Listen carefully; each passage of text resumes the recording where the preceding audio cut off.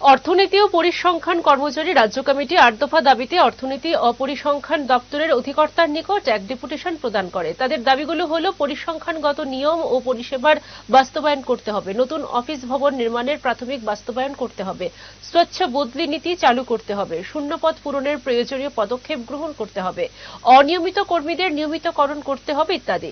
দাবিগুলি অবিলম্বে পূরণের দাবি জানান কমিটির সদস্যরা।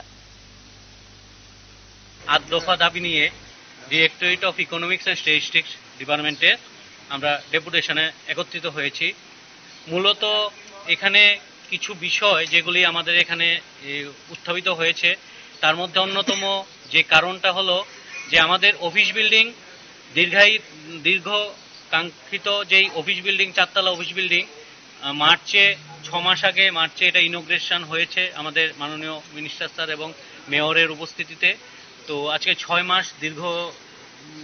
মাস অতিবাহিত হয়েছে, কিন্তু এখন পর্যন্ত এই বিল্ডিং এর কাজ শুরু হয়নি।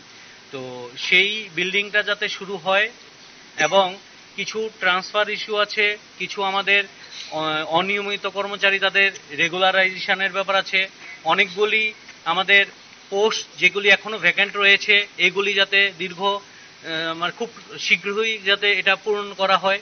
এইরকম কতগুলো ৮ দফা দাবি নিয়ে আমরা এখানে সবাই আজকে ডেপুটেশনে মিলিত হয়েছি।